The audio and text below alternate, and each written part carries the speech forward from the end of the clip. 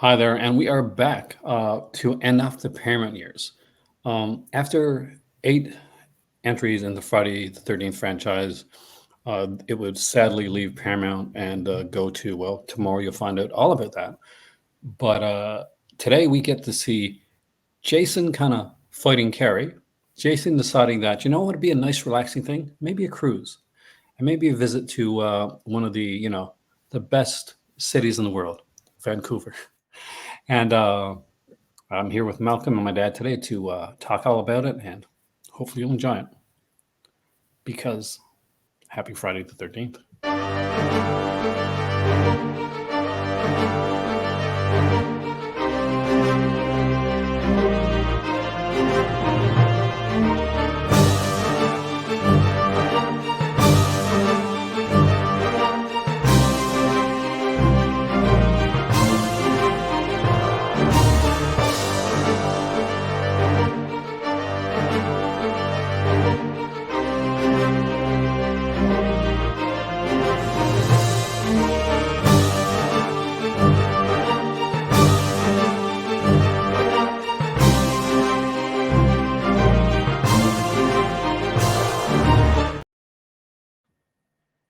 Hi, guys.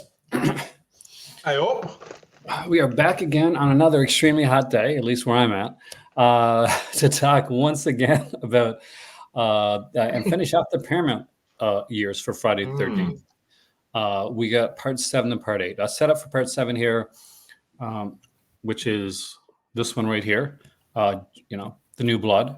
It is done by John Kerr Bushler, who is a famous effects artist. He would do the makeup effects for Jason here. Rest in peace. He unfortunately passed away a while back. One of the neat things about this here is it was never supposed to be what we got. This was initially supposed to be something we would get much later. Part 7 of Friday the 13th was always meant to be one thing and one thing only. It was meant to be Freddy versus Jason. They worked really hard on getting it together, and it was almost there, but at the last minute, it didn't go through. They decided to go in a different direction, but they wanted to do something unique with the franchise this time. They wanted to give Jason, after Tommy Jarvis, they wanted to give Jason a real intake, somebody that could really take him on. And they did that with the character of Tina. And instead of Freddy versus Jason, we got Jason versus Carrie. So, guys, we're here today to talk about part 7. Often, with so many different things in it, it has the biggest, I guess, the biggest gay cast in the Friday 13th franchise. It wasn't done on purpose, but they were kind of, I think they're kind of proud of the fact, so they would have kind of parties and stuff like that. The lead actor, Kevin Spirtus, was unfortunately was in the closet at the time, but he was gay. He went on to do stuff like Days of Our Life, which I'm sure is where my dad knows him from, as well as the later Subspecies films. He was in the last one of those as well. And there was we also have another Days of Our Life alumni in this because John Black's ill-fated wife Isabella, is in this movie at the beginning too. There's a lot of really good actors in this one, but there's one thing that we do have to state right at the gate. The MPAA really took a hatchet to this film, and it is pretty obvious because they took out so much of the gore to the point where in one scene of this film, by the way, guys, it absolutely cuts it off at the knees. And you guys are going to know exactly what I'm talking about when we get to that. One thing is neat here is that we get Jennifer Banco in this one. So if you're a fan of part 3 of Texas Chainsaw Massacre, then that little girl, that's the creepy little girl with the skeleton doll in Texas Chainsaw Massacre, plays young Tina in this one here. Probably the most famous actor in this movie is one that my dad would know pretty well, and one that I grew up knowing because he was in a lot of comedy shows when I was a kid. And he was Terry Kaiser. Now, for me, he was the guy that was in some of the funniest episodes of Three's Company. He played a mobster. I'm sure you'd remember this, Dad. in Three's Company, where basically he's going to Jack's restaurant, and Jack is there with his roommate Janet, and Janet is pretending to be his spouse, his wife, and she's trying to get him. They're trying to get him to not invest because he's mob, and they want to have like mob money in the restaurant. So she's trying to make Jack look like a horrible person.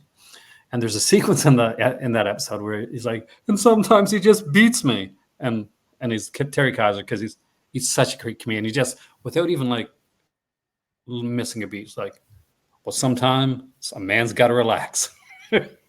It's one of the best lines in Three's Company. It is so crazy. With that, guys, thank you so much for coming in. I really appreciate it. And either one of you that wants to go first, just put your hand up and go. I think Glenn should go first because he's coming live from the studio. All right, there you go, Dad.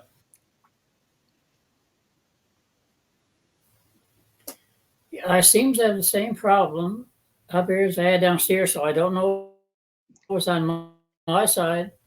It was on my side. I have no idea what it is because I've tried everything, but I can hardly hear what you said. And you were froze up a couple of times, so I don't know if you can hear me or not. Faces are going in and out, so I'll try my best. I hope people haven't forgotten about the review now that Aaron is Three's Company episode. Now we got to focus on the movie. Here's my point. This is a Jason movie. The other actors are good. She does a good part of the girl. Tara, whatever her name is, Tina, whatever. I forget her name now. But anyway, she does a good job. The actors do good, except for one guy I didn't like too much. He had one line that I hated. Something about a soap on a string. It was a dumb line. But this was Kane Hodder's movie right from the beginning. He was just a killing machine. In fact, if you watch it, you notice that after he's finished killing people, he's out around looking for more people to kill. He's prowling the woods, going into the house, back and forth. If you can't find someone to kill, you'll never ever find somebody. You got to kill somebody, It's got to be that way. We remember the Sleeping Bag scene. That's the big one.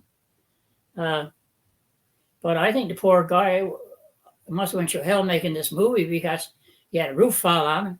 He fell through the floor. He crashed through the windows. He crashed through the doors. He was in the water a couple of times. I hope he had insurance when he made his movie. Poor dime. I mean, I get points for that alone. For poor Kane Hodder. I didn't like the ending. I did not like the ending. I thought I'm used to seeing him die in a nice, spectacular way. I understand why they did it. To have sympathy for her, to bring back her father from the dead. But for him to come out with a bit of chain and pull Jason down, as we know from this movie and the last one, ever since he got hit with lightning, he's found a certain ability to breathe underwater for long periods of time. So Buddy with a piece of chain hauling him down is not going to keep Jason anywhere. That was a weak ending. I like the girls. That part of it was nice. They had a bunch of good-looking ones in this movie. I got a kick out of the saucy blonde. I wish she had got a bigger demise than she did. But the movie itself, I enjoyed it. One of the later ones I enjoyed, it was I'd give it a 4 out of 5. I probably would give it more, except for the ending. So I'm going to say this little thing before I leave. I gave it a 4, but you'll hear that number no more. All right, Malcolm. All right, well, I'll be honest. Most of what Glenn said is stuff I thought about. Unlike with you, Glenn, I really like the dad coming out the water and jumping up and looking like the Incredible Hulk without the transformation. I love it. Where he jumps and goes, come here, Jason. Because I like to think of it like this. He wasn't there for Tina. He was there for Jason, right? You don't know who your father was, Jason, so I'll be your father. Come into the water with me, and I will forever hold you in my arms. This is probably the most family-loving Jason I've seen. It's like the ending's like a Hallmark movie on crack. And so, oh dear, the things I come out with. The women, hot. Yeah, woo, I wish I could dance with them. You know, oh, I didn't mute this. Sorry about that. Let me mute that. The women, I just want to grab them, you know. I want to put them in my arms, I lift them up like this, and I go, mwah, mwah, mwah, mwah, mwah, and I want to give them raspberries right down below. You know what I'm saying, Glenn? I know you know all about that, right? And what else can I say? The male characters, but I will say this, like what Aaron said, I think it's great that there were a lot of people who were in this who were, you know, gay. And I think that's brilliant, especially the fact that they were gay and they were either, they hadn't come out, or they had come out, but they weren't playing gay characters, you know? So they weren't being stereotyped either, and I like that. The girl who's basically the cheap version of Carrie, she can get lost as far as I'm concerned. You should have been in Sissy Spacek, all right? Got her to pour blood all over herself because that's where she's her hottest. But I'm going to be honest. I think this film should be a 5 out of 5, just because the Hallmark family movie style it has, and the killing. See, I like that. I like him being brutal because my view is this: if you can't kill someone in the woods, go out the woods. Kill them in the bathroom. Kill them in the cemetery. Hell, if you can't find a way, dig someone up from the cemetery, bring them back to life, and then kill them again. You know. That's how you do it. So I like this movie, and I love the ending. Right, I do. The ending to me is phenomenal, and Kane Hodder does great falling through the floor. He does great thing because he was originally a stuntman. So, and I think he still was, wasn't he, through some of the other films as well. But he wasn't, you know, the main person there. So Kane Hodder's a big guy. You can tell he's had a lot of damage over the years when you look at him now. But boy, what a character! You know, if you read, if you watch Kane Hodder to Hell and Back, you can see how crazy he actually was when he was younger. You know, and I think to be a stuntman, you have to be honest. You know, to be able to take that beating and stuff. But yeah, I think this is a really, really good one. You know, personally, I would have liked to have seen a scene with Tina, right? And I know this ain't going to be in the movie because they would have cut this out anyway. Where she's using her telepathicness to maybe rip people's clothes off, maybe. That would have been fun. You know. Right, or, you know, or maybe she could have telepathically got other things to play with her, you know. But, yeah, I think this is a 5 out of 5. I'm just going to say it here. And you'll never hear that again from me or Glenn. I don't believe I'm probably the one who's going to pick this apart more than you guys this time. It's probably going to be true. So almost all the girls in this are soap opera actors, or would be soap opera actors, from Heidi Kozak, everybody. Even Elizabeth Caton is in this. I'm a massive fan of her. She's hot as hell. I didn't like the ending. I'm sorry, Malcolm. And here's the thing. What really bothered me, originally, they had like this whole zombie makeup done for the dad, to make him look kind of like come up and look really creepy and like almost monstrous, right? Sure. And there's actually pictures. It's like still pictures of it. But the MPA was like, nope, you can't do that. And so they kept sending the movie in with like, because Bushler is When did this come out? in the late 80s, I think. Oh, okay. So it was still the 80s. Okay. That makes So sense. Because I was going to say, basically- by the 90s, this would be ridiculous, you know? Yeah, because Bushler's coming out. He's doing like he's a makeup guy. He's an effects guy. You can tell. This is, by the way, in my opinion, this is the best Jason's ever going to look makeup wise. He's taken every like movie before into consideration, every cut, every damage that he's ever had, and you see it on his face and the cuts, all this type of stuff, even in the mask, right? Great. Can I just butt in? Oh, sure. The best Jason ever looks is in Jason Goes to Hell when all you see is his kidney. This is my favorite. I mean, it really is. I think that he does a great job with that. Unfortunately, every death scene is neutered in this movie. Everything is cut down. Like there's no death scene that's done complete. Infamously, Dad spoke about this. Is of course the sleeping bag scene, where this is a one time that the MPA's idea worked against them. He hits the girl, and I think it's Stacey Gleason, right? That is the one that was in Days of Our Lives. I think it's her, right? Against the tree, and hits her just once, and it's a really vile kind of vicious hit. I love when they do that in Jason X. You know, where he does it to the imaginary girls, which is hilarious. And here's the thing: the more you do it, the more hilarious it looks. And like Kane Hodder said at the time, that when he did it like a few times, he got a little bit winded, so it doesn't look as good. So that one hit looks way more vicious than it would have if he wouldn't have had to cut it. That being said, I like the cast in this overall. I think that the main leads have good chemistry. Kevin Spirtus and Lara definitely. Oh no, go ahead. I said definitely. Definitely. Because and you know what? This is one thing that really kind of peeved me off. Around the time that this movie, like just after it came out on home video, by that time, Spirtus was more out, or it was rumored. So it was a thing where people would say, "Oh no, he can't have chemistry with this girl because he's not straight," which is absolutely frigging insulting. Always bothered me.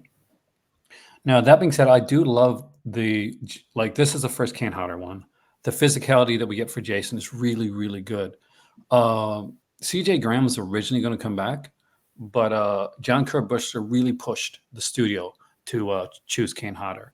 I'm not going to lie, guys. This is going to be the best Kane Hodder's going to get for this series. Not his fault, but his physicality, kind of just the way, he's got this this type of thing that he does is kind of like this anger, which is really well done. Kane is a big dude in real life. I've met Kane Hodder. I've got no picture's not there, but you've seen it. You know the story about the Kane Hodder choke. Yeah. But the thing that freaked me out is that, and anybody that knows Kane Hodder's story, and you know this, you've seen Helen, but basically, he was burnt. He had a bad burn injury early on in his career. Had a significant part of his body burnt up. So it amazes me that this guy will go out and do like that's burn scene. Like, you could have got another stuntman going to do that, but he wouldn't do it. He did that scene himself. No way in hell would I do something like that. It's because he's psycho. That's why. He is still. I'm like, I went over to his table. Hannah was still talking to Robert Englund, right? So I know we're going over to Kane Hodder's table, and he's there, and there's a guy there with him. And I, tell him like his stuff, and he's like super intense. He's like really an intense guy when he's talking. Like, he takes this very seriously. With those gloves as well. Oh yeah, he always wears gloves. I'm guessing that's probably because of like the burns and stuff like that. But he was really nice, super, super nice guy.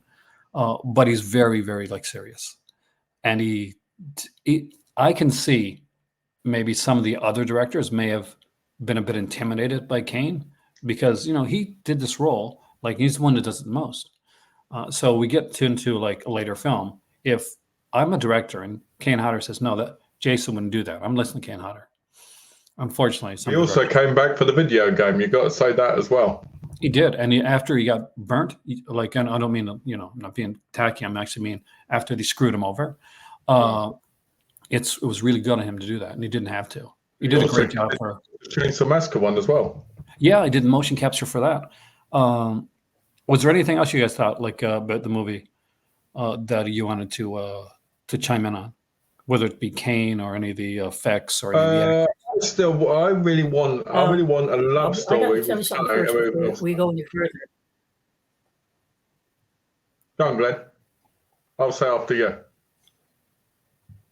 I can't hear half what you say. You guys are fading in and out. I can't hear. I hear a couple of words that you said, Aaron, and that was all.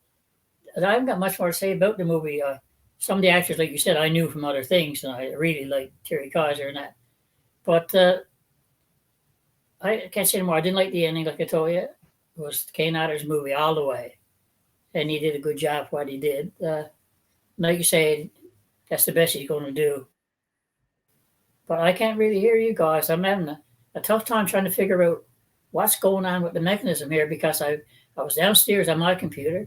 I'm upstairs on the wife's computer, and I still can't hear you. And I don't know if it's a signal just not coming into this house because you plug right in. I'm up right now right by the main modem in the house, and I'm still getting bits and pieces off the show. It's I don't really know Yeah. what to do, Aaron. And We'll have it's to starting shoot you into space, to bug Glenn. me a bit now because I'm only getting the scattered word. You're froze right now. All the good stuff, nothing's telling me, right? Looks like that froze up there for a second. No. You- What did Glenn say? I didn't hear him then. I saw my I know name, but I Malcolm didn't got hear a the lot of rest good of it. stuff that I'm missing, right? That's why you You reset.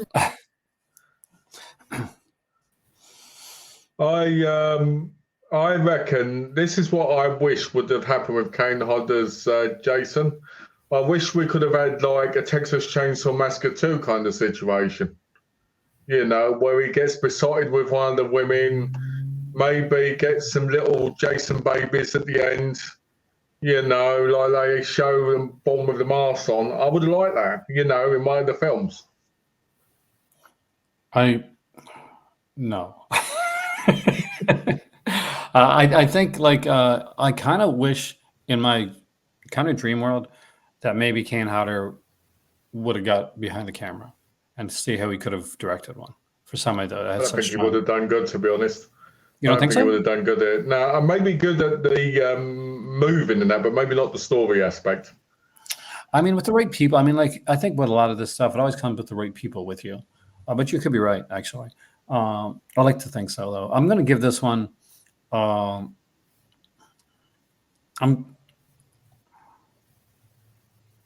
because of the ending. I can't go as high It's as a 5. so I'm going to give it a 3.75. So I'm the lowest person on this one. But it's the ending that like I think everything pretty much is solid throughout. The bitchy girl, oh my god, one, she's awesome. But the characters overall feel pretty good. But especially Terry Kaiser, the mom's great. The mom in this, I forgot to mention her. She's great. She's really great. But overall, the ending really, really like you build. That's fantastic. It's a great fight. It's a wonderful sequence, but the ending really did wreck a little bit of it for me. And I wish I could say that I could, I could like forgive the ending, the ending, and then just go on everything else. But as the film in total, you know, you got to hit that landing, right? And I feel that Yes, he does. He lands directly onto the thing perfectly. What's the problem? He lands there perfectly. So he did. Like and you're William giving it a low Butler's, rating. I don't believe this. like William Bomb Butler's smacking.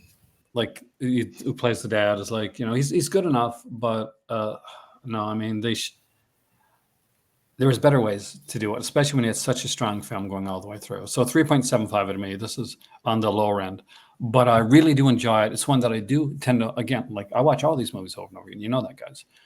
But that's my thoughts. Any other thoughts though before we go into part 8? Yeah.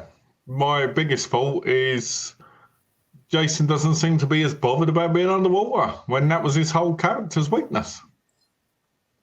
We'll get that actually. Yeah, because in every movie, that's what always happens at the beginning. He sees water and he just runs like Dracula from a cop. Yeah, but he can breathe. Exactly. It's like.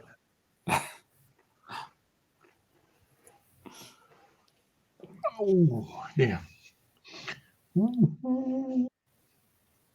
Oh man, Act with Jason. we're getting there, guys. Acquisition. We're so we might as well get there. That did not happen this time. I would be really pissed off if my thing didn't come out. While Evan's messing around, I'm going to show people we should have been reviewing Zombievers. Which one? Zombievers. Zombievers. Yeah, do you remember that when it came out? I got it here somewhere, actually. Zombievers. All right, guys, start talking about part 8. Yeah, I remember that one. Yeah. Yeah. It's a good film. I do a couple things here on the technical side of things. Well, that's easy conversation, huh? That's a short conversation. Talk about part 8. All right, Dad, so you can go first. What I find funny now, Oh, Malcolm. Did you say Malcolm? Or me? I can't hear you. He said you, Glenn. He said you. Oh, okay. Well, now we know that Malcolm, we know that Jason can breathe underwater. Now we know he's a really great swimmer, which I didn't think he was, but he's pretty good. This movie, what can you say? He gets aboard the ship. He kills a lot of people. He arrives in Vancouver or New York, kills a few more people. He goes down the sewer, gets toxic waste thrown in his face. He dissolves completely and burns. Although they managed to save parts of him for the next one, which I don't even know if I'm going to watch it again. That's how bad I hated it. Not much to say about this one. I got a laugh of it, really. The actors did what they could do with it. It's nothing. You know, I know Aaron's going to list all their credits from before and after and beyond, but I recognize a few of the actors, but it doesn't mean a big beans because I'm reviewing this movie and what they did in this movie, and they did their part. And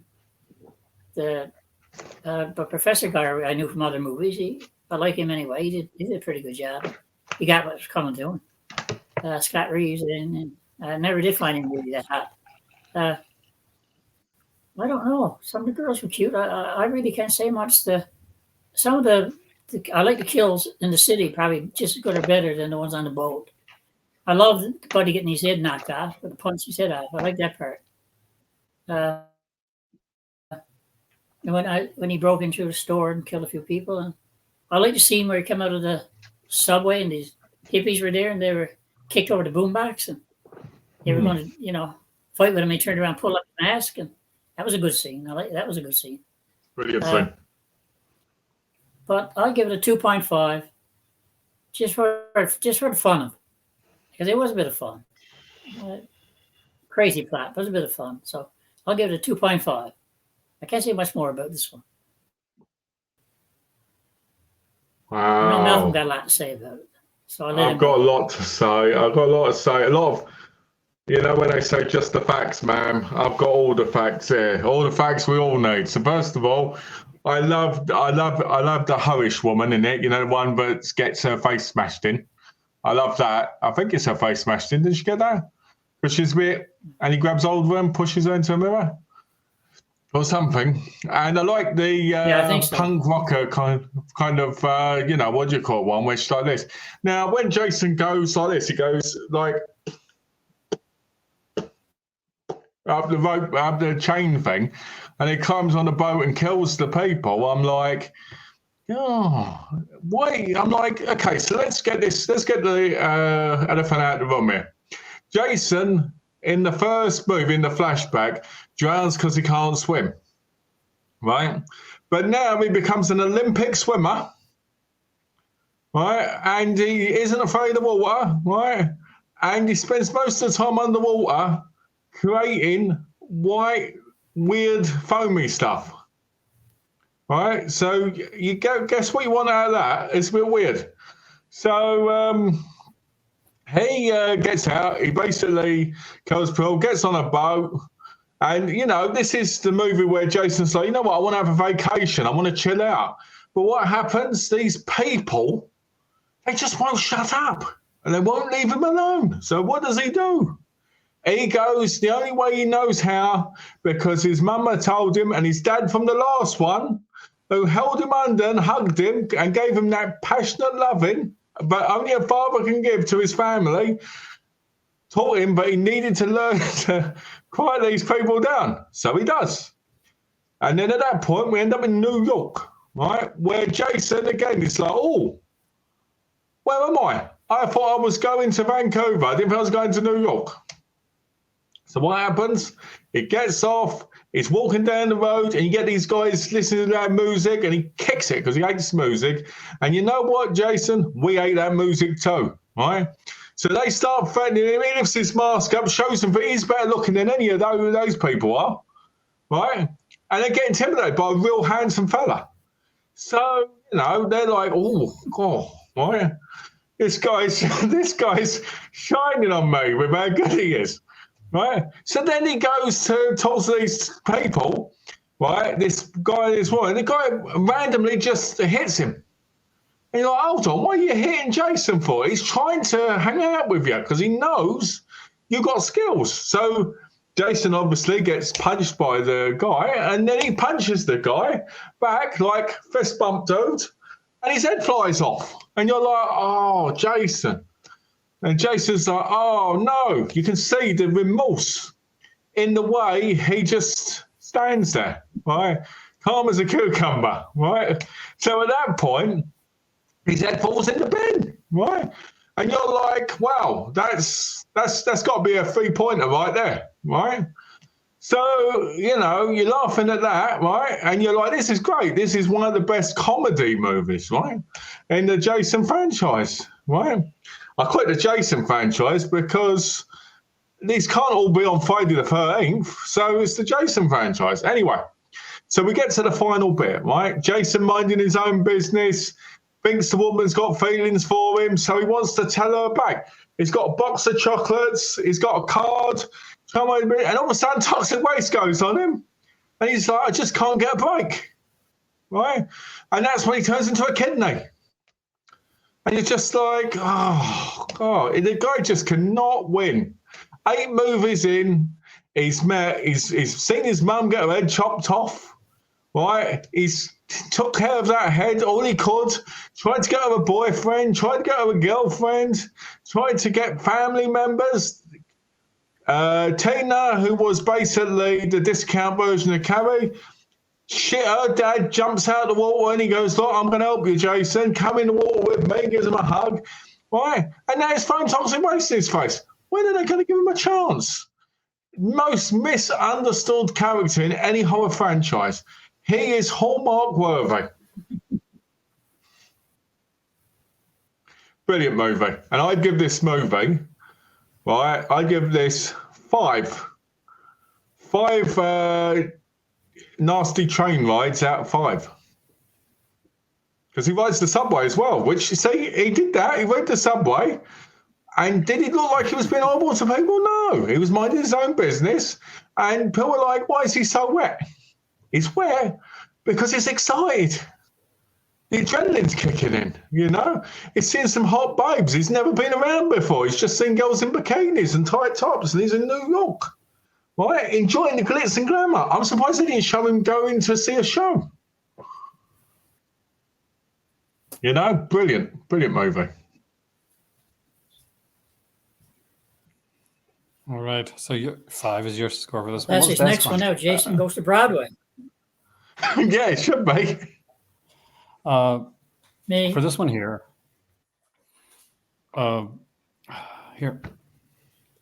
troubled production. But also, by the way, one of the first movies I saw in theater when I went to college, there was a theater right next to where I was going to school at, and I was so excited. I was going to get to see Friday 13th, like as a college student, finally as an adult, not having to sneak in or any other type of stuff. And this was the one. So the director for this movie is Rob Hedden. Rob Hedden had done a few of the more popular episodes of Friday the 13th, the series, which we haven't talked about yet, but we kind of should because Glenn's going to watch all the whole series. Have you seen the series, by the way? Who, me? Yeah.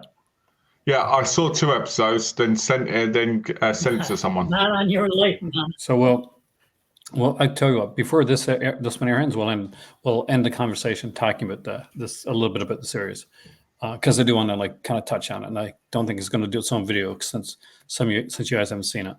But Rob Hedden was probably one of the best directors for the Friday 13th series, which is saying something when it's a series that had Adam McGuyan and David Cronenberg doing episodes of the show. Here's the thing.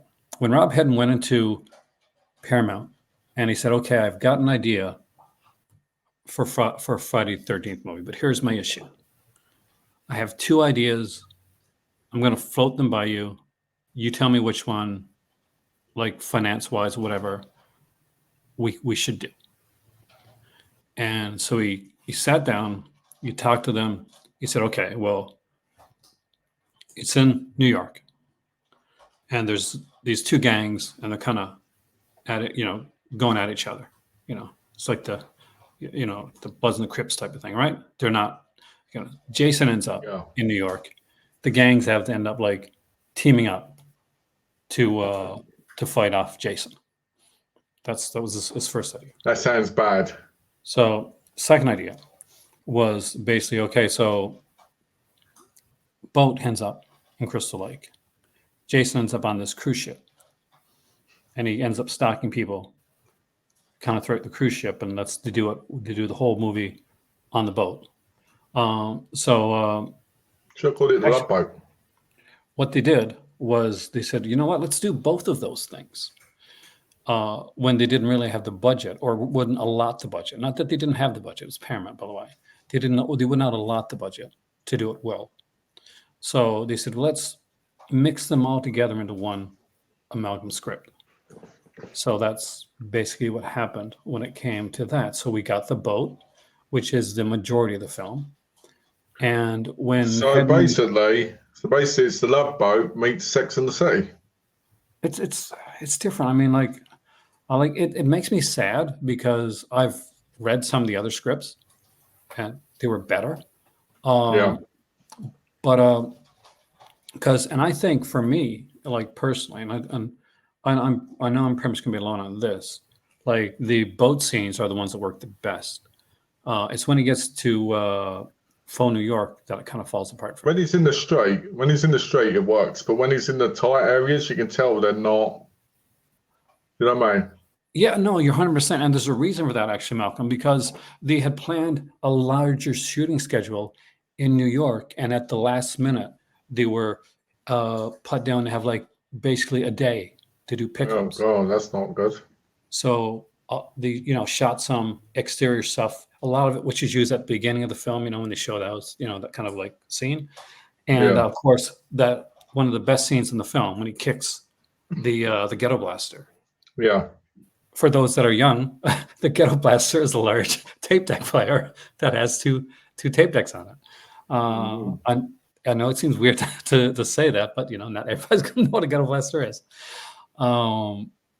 It's the worst makeup. I think part of that is because I don't know if you noticed. I did try to put it up on the screen that we see the face and it's very white and very kind of like almost blotchy. Yeah, because I remember watching it originally as a kid and going, "That's not Jason. It's like number 5. It's an alien." Yeah. I don't think that the painting was finished on the makeup. I don't think that they probably finished not. on the painting. It's weird because they do this thing where Jason looks deformed and like a normal boy. Yeah. So did you notice that Jason didn't just like it would just appear places? Like in 1 second he's in front of the car, and then in the next minute he's up at the top of the building. That's because I've got an answer for that. I know the answer. Go ahead. I know the answer, and I'm going to tell you this because this is the God's honest truth, right? The reason he kept changing was because he regenerates, because he's a Time Lord. And the second is because he jumped in the TARDIS quickly, and that's how he got to the next point. I would love that, actually. Rob Hedden wouldn't agree that Jason was a zombie, like had been assumed in the last two parts of the film. For Rob Hedden, Jason was a ghost. So, yeah, it's a ghost, guys. This is Ghost Jason. Right, okay. Yeah, it makes no sense. But yeah, Ghost Jason. Heads up, by the way, the guy that would steal Kane Hodder's job is in this movie. Because when he goes into the diner, when they go into the diner to get help, that big dude that's behind the counter is the actor that would play Jason in Freddy vs. Jason. That's BS. But they did that to him, I mean. Yeah, I know. It was, that movie would never have happened if it wasn't for Kane Hodder and him pushing for that. Yeah. This is the lesser one for me. I mean, like, at the end, you guys know I'm a fan, so I like all these films. But I gotta be like realistic as in like how it's done. This one, I still watch. I still enjoy. Like Kelly Hughes in it. I like her. I think she's gorgeous. She's really good in the movie. Gordon Curry is a Canadian actor. He's in a lot of stuff. He's in there as well. Actually, there's a lot of Canadian actors. And Peter Mark Richmond, who's been in friggin' everything, plays their dad. Plays Jensen Deckett's dad. Well, not dad, uncle, right? He's our uncle. Like, he's the one I that think so, yeah. taught her to swim. I What did you think of that, by the way? That's a bit pervy, if you ask me, because we know how he taught her to swim, I'm sure. Lay on me, child, while I go. And you lay flat on me, and you go like this. Right? Okay, now you're older, we'll do it naked. There you go. Oh, yeah. Oh, can you feel that? The waves are getting harder, but it's going to work for you. Yeah. You realize that this is on a Oh. regular channel. This is as far as you can go before I have to mute you. I didn't say anything, but was going to get demonetized. You know? Feel the wave slide in there. But like this one here, it's fun, but it's not good. It's not well made. That's the thing. And that's where I have my issues with it. Like, do I enjoy the movie for what it is? Yes, but there's a caveat for what it is. It's not even a good Friday the 13th movie. Like that's the problem. Pacing is off. The special effects aren't good. Like we get Kane Hodder, and I feel like he's wasted. Aside from the first sequence where we get like really good, that when he's stalking the guy and the girl. And by the way, who the hell like brings a hockey mask on a boat when they're going to make out? And dumbest way for a character to come back to life since Freddy came back because the dog pissed fire. Literally, what's it? Static fucking electricity. There's the anchor hits up against a wire, and the wire, an anchor, creates a current that hits into Jason and wakes him I up. guess brings back to life. I love when his eyes open, and I go. It was, this is, I'm going to give it to 2.5. I can't go higher, and I think I'm being generous when it comes to this film. I really do. It's just one that I really couldn't get into, and of all the Paramount films, I think this is the weak link. The thing always gets me with when you talk about this stuff, go in great detail, but you miss the point of them. The point is what I explained earlier, the whole love boat thing and everything. You're going on about how it's horrible, there's all these killings and the bad things. You got to take it like it's a love movie, like Hallmark. And then you'll rate it higher, like me. I don't know. Part of me would have preferred certain Hallmark films over this one. But no, it was overall not a bad. Are you doing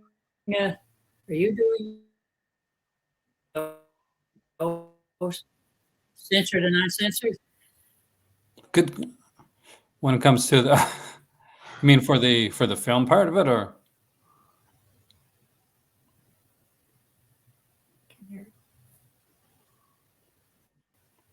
I don't think you can hear us.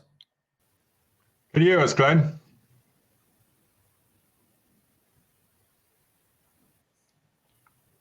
I don't know if you can hear me or not. Like you both are freezing up again as usual. I'm wondering if Aaron's going to do these in two separate forms. The censored version, you're going to do both, right?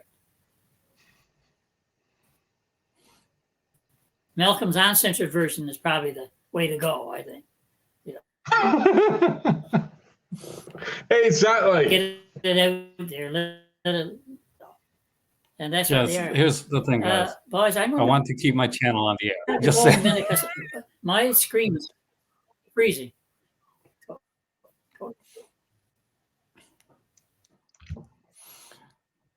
Let's spend a minute to talk about this series that happened. Listen, I have to run, and I'm going to have to message you later, and we got to figure out what's going on with the system, because I'm having a real hard time. You're cutting it more than normal. Really hard time trying to How figure weird. out what you guys are saying.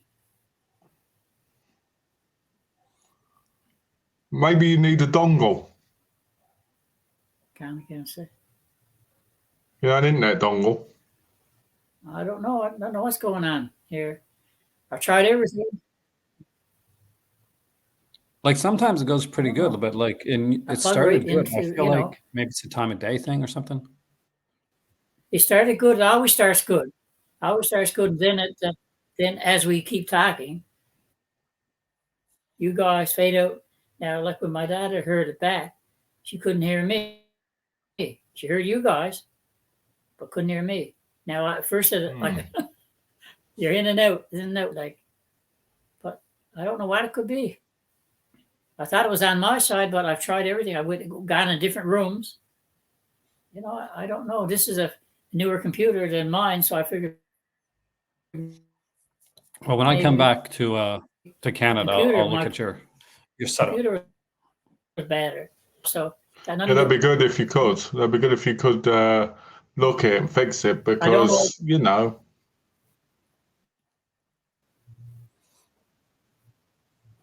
Because I'm Really a nuisance.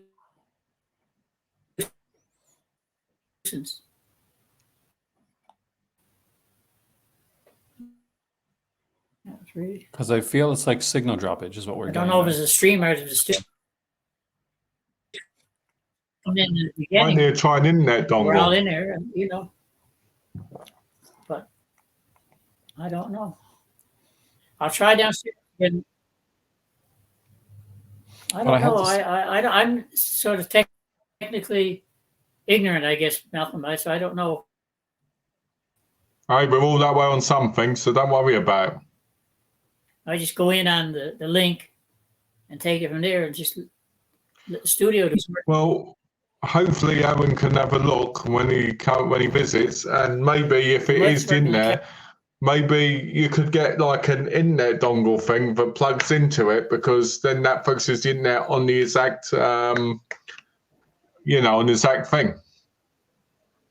to strengthen your signal.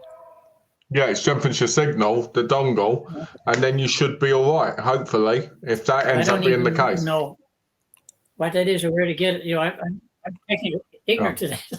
I have no idea. Well, what I'm saying is Aaron can I don't figure know, that but out it's when working he. for you guys. I don't understand it. So you, It could be where you are. because You know, I not listen just to you like guys That's all gonna the be time. just like Yeah, maybe that could be it too. It could be just that simple. Could be just a signal from here. Yeah, it's possible. I don't know. Yeah. But I know when I listen to you guys, Hopefully, doing your videos, I can hear you guys perfect. that's weird, isn't it? yeah, no, we'll work it out when I get there. I'll figure it out. It's what I do. It is weird. Yeah. Yeah. Anyway, I got to run the summertime here. So I got to run you something neat.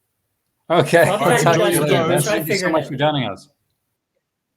Okay. Okay. I'm going to get you to stick here for a couple minutes to talk about the series for a few minutes. Now, you said you'd seen a couple episodes, right? Yeah.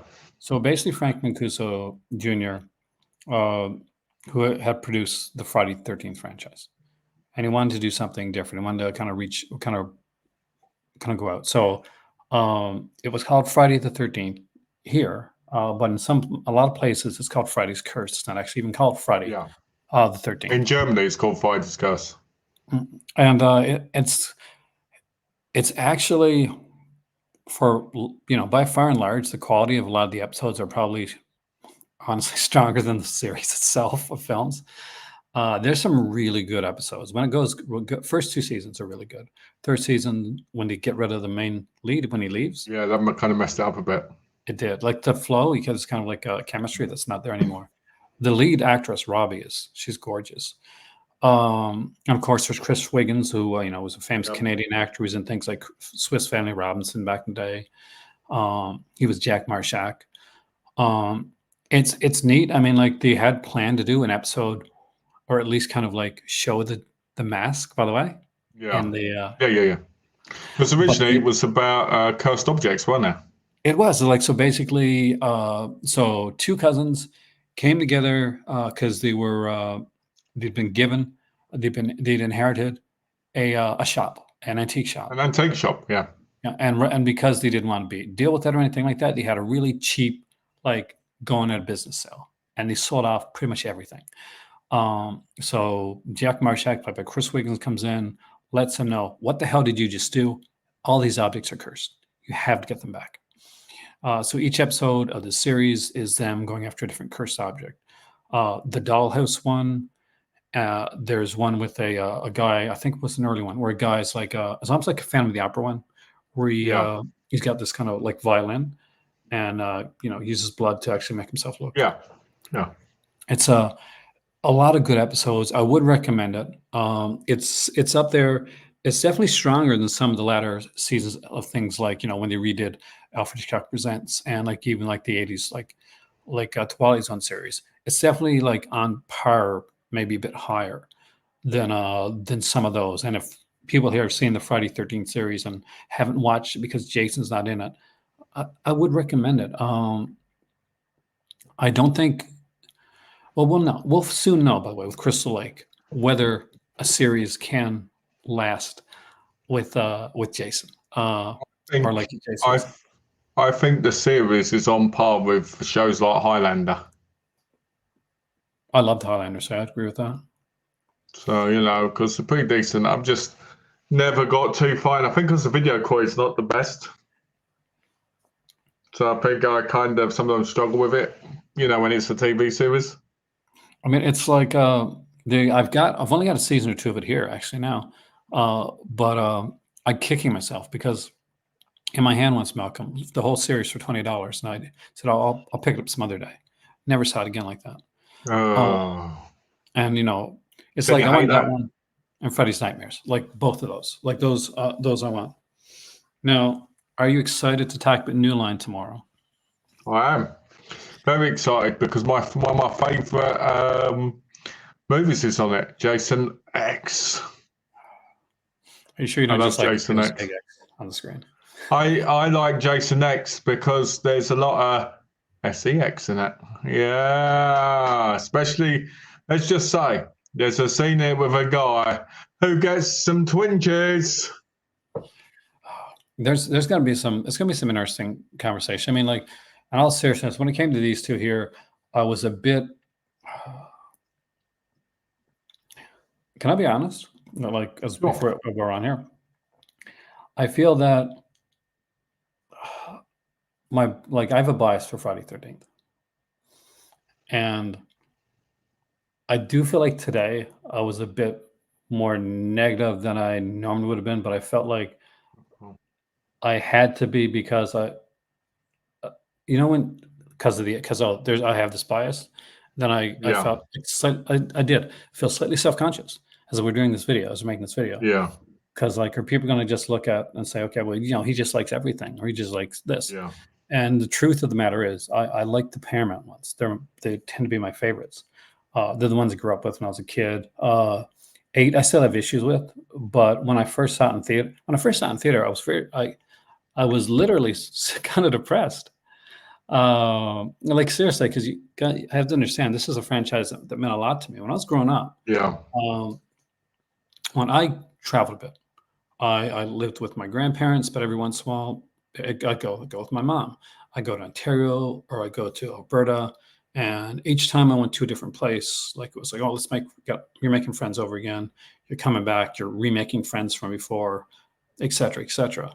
Horror films, slasher films, specifically the Friday the 13th franchise, were kind of my safe space, my comfort zone. So if I was in a new town, and I was like, okay, I don't feel like I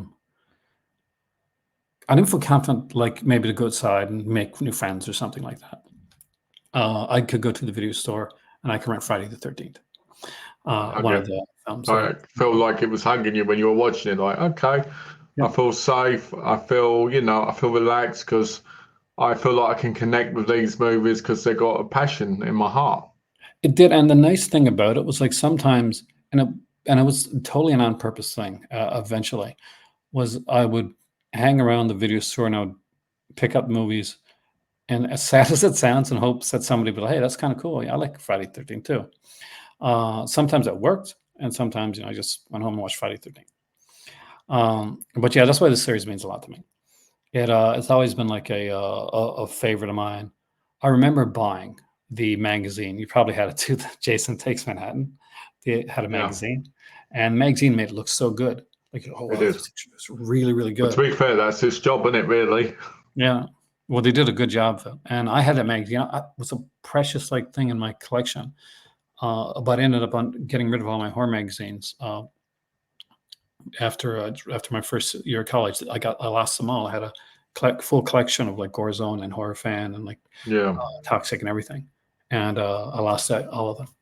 But it's still something I'm trying to, one of these days, looking to get back. But I have to say, once again, thank you so much, because I super enjoy this, and I like this that what we're doing here. I want to thank everybody that's watching this. We did not know when we started this series that there was a Friday the 13th this month. I literally found that out today, and for those that I'll peel the curtain up. This is Friday, October 6th. We're literally 1 week away from Friday 13th. Nice. Perfect. All right, guys. Thank you so much. We will see you here very soon. Me and Malcolm will see you soon anyway, because there's sales today, man. Yeah, there's sales day, so we got to go into it. And I've got some pickups. Ooh, I want to see that. Yeah. So we'll see you. When you're watching this, you've already bought those sales things. But if you're a time traveler and you've traveled ahead in time, and you've come back to this day, you'll be like, oh yeah, I can do the sale now. See you guys soon. Thanks for watching. Take care, guys.